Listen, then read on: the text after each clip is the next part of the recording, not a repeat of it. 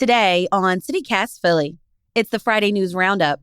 We're talking about the Wells Fargo Center concession workers strike and what you need to know about a new synthetic opioid that's hit the streets. It's stronger than fentanyl. It's Friday, April 12th. I'm Trenae Nuri, and here's what Philly's talking about.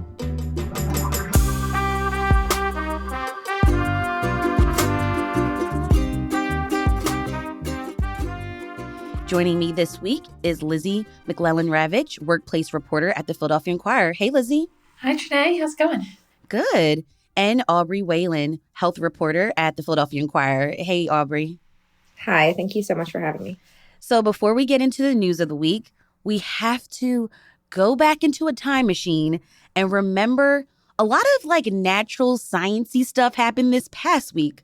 And as you remember, last Friday, we had the 4.8 magnitude earthquake that struck in northern Jersey, and a lot of us felt it in Philly, and of course, Monday's solar eclipse. But then this week, I saw an article in the Inquirer from Anthony Wood, a weather reporter. He wrote that there were 44 aftershocks were felt after last week's earthquake. Now, my reaction was like, what the hell? I couldn't believe it. And on Wednesday night, I got an alert that there was another aftershock, and that was around a 2.8 in North Jersey. So my question for you, Lizzie and Aubrey, is did you feel the earthquake on Friday, and did you feel any of the aftershocks? I did feel the earthquake on Friday. I was on a Zoom call when it happened, and it was one of those funny moments over a video call where the person I was speaking to and myself both kind of did one of these looking at each other. Yeah, like what? Did you just feel that? and then I was thinking to myself that it was maybe it's my laundry getting a little too rowdy or something. And then I thought, wait, no, because the person I'm talking to isn't necessarily doing laundry. So it was very funny to have that shared moment. But I didn't feel any of the aftershocks, not even one, not even the bigger ones that were on Friday night. Right. Aubrey, what about you? I was sitting in bed drinking a tea, and the entire room shook, and I thought it was a garbage truck going by. And then the house kept shaking, and my husband, like you, Lizzie, ran down to the basement because he thought something was wrong with the washer. So it's really good to know that in a natural disaster, my husband's first thought is the laundry.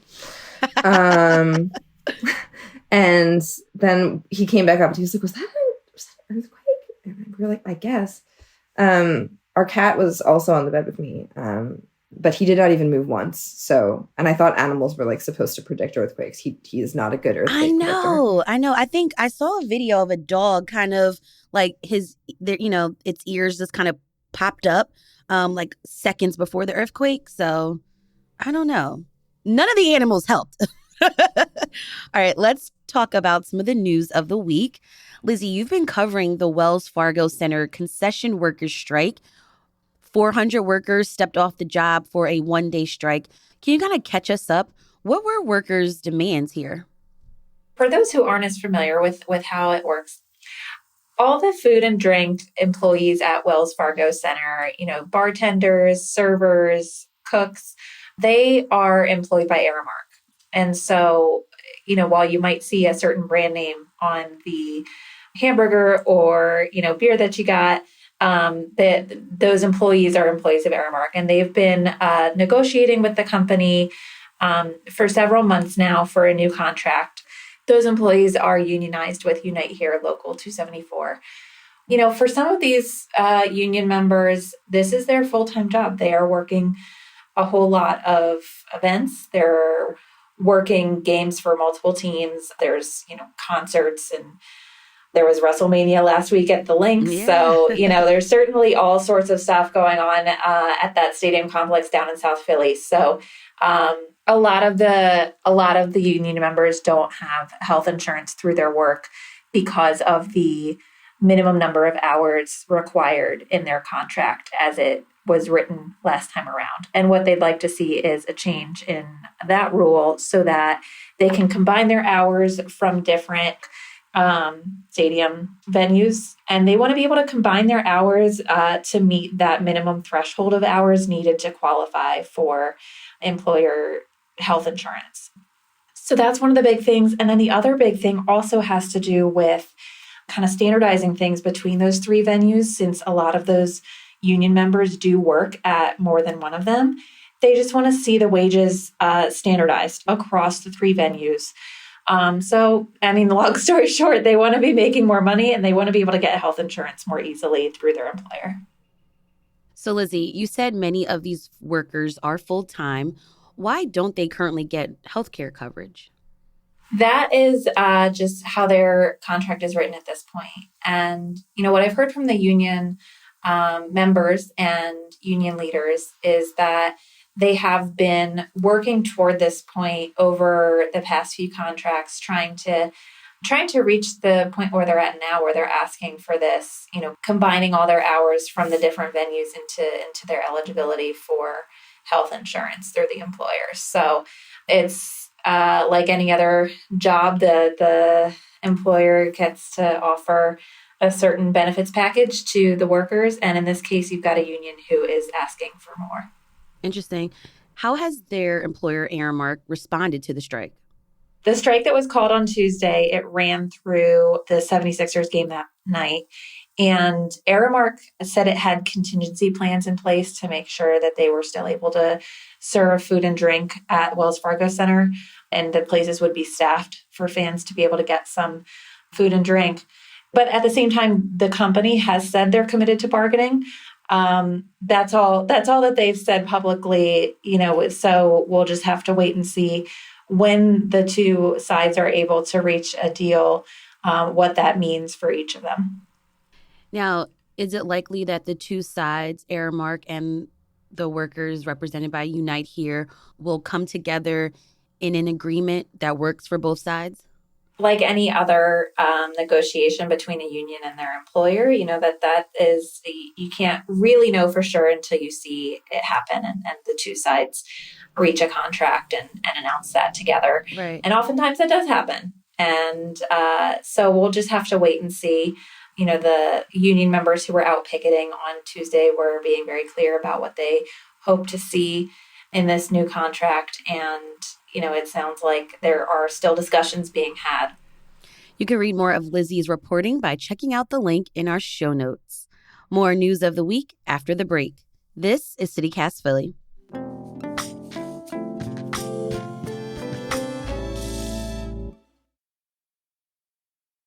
Aubrey, let's talk about the story you've been covering. It involves powerful synthetic opioids, stronger than fentanyl, that were found in several overdose deaths in Philly.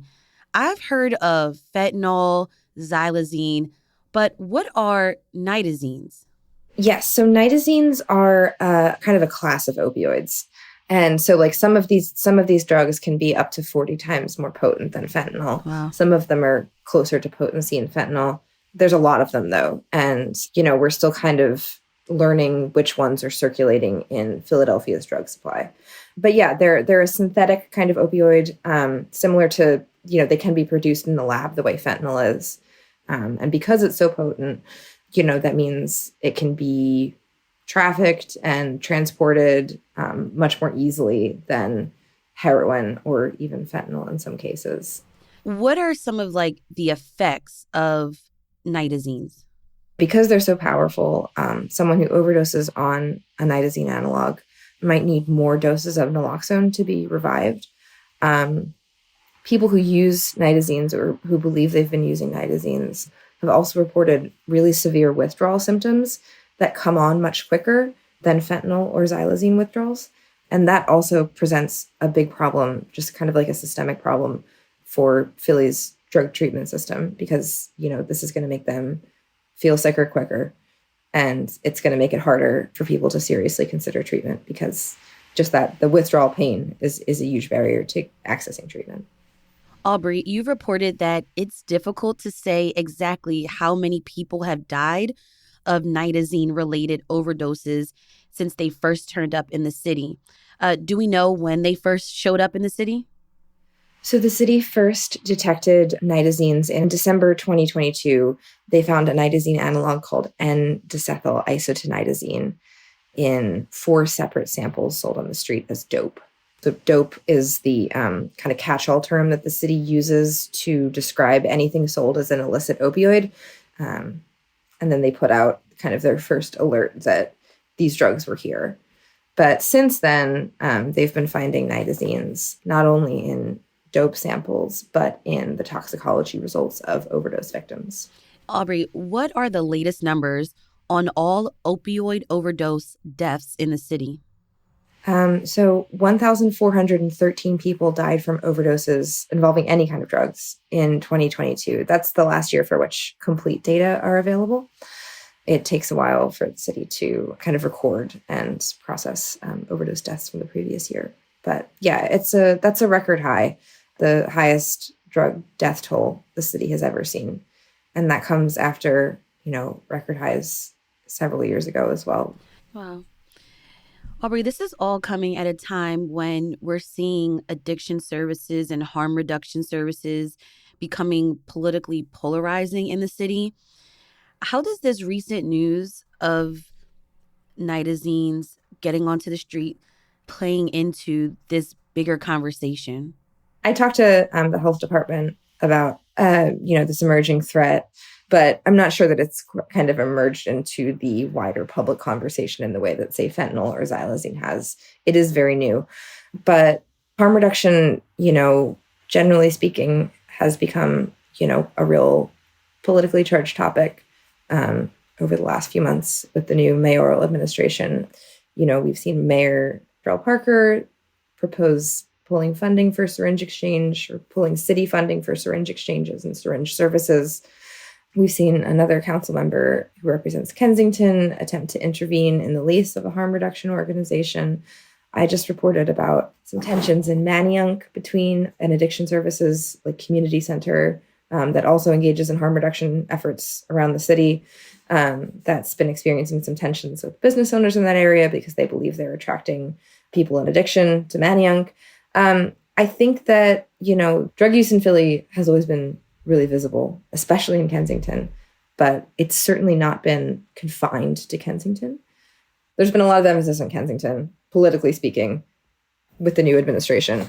And at the same time, we have to kind of remember, I think, that the drug supply itself is just as big of an issue as these quality of life issues that people are experiencing because of addiction. That the drug supply's volatility, its toxicity, the fact that it's driving tons of overdoses all over the city, not just in Kensington, is a real issue that's going to contribute to rising overdose deaths, even as the city works on, addressing these very real, very serious quality of life issues. And I think that health officials and people who study public health would say that addressing, and mitigating the harm of our incredibly volatile drug supply is really important to save lives in this very complicated, very politicized crisis. You can read more of Aubrey's reporting on this topic by checking out the link in our show notes. All right, that was Aubrey Whalen, health reporter at the Philadelphia Inquirer, and Lizzie McClellan-Ravitch, workplace reporter at the Philadelphia Inquirer. Thank you both so much for joining me on CityCast Philly today. Thanks for having me. Thank you.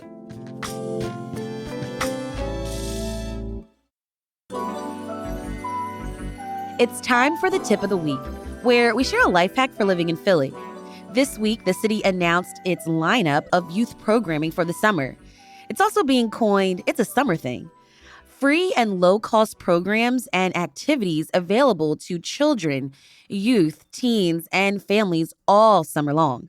You can register for summer camps, free swimming lessons, academic enrichment, and get information on summer jobs. Check out the link in our show notes for more details. If you have a tip of the week, we'd love to hear from you too. Call or text us at 215-259-8170.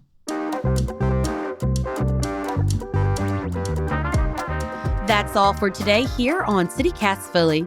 Our executive producer is Laura Benshoff. Our producers are Abby Fritz, Dylan Brogan, A.K. Al Momin, and Noah Snyderman. Our Hey Philly newsletter editor is Asha Prahar, and our host is me, Trinae Nuri. Music is by Philly's own Interminable, with additional music from All the Kimonos and James Weldon. If you enjoyed this episode, tell a friend. Rate the show, leave us a review, and subscribe to our morning newsletter, Hey Philly. We'll be back Monday morning with more news from around the city. Have a great weekend and be safe, y'all. Bye.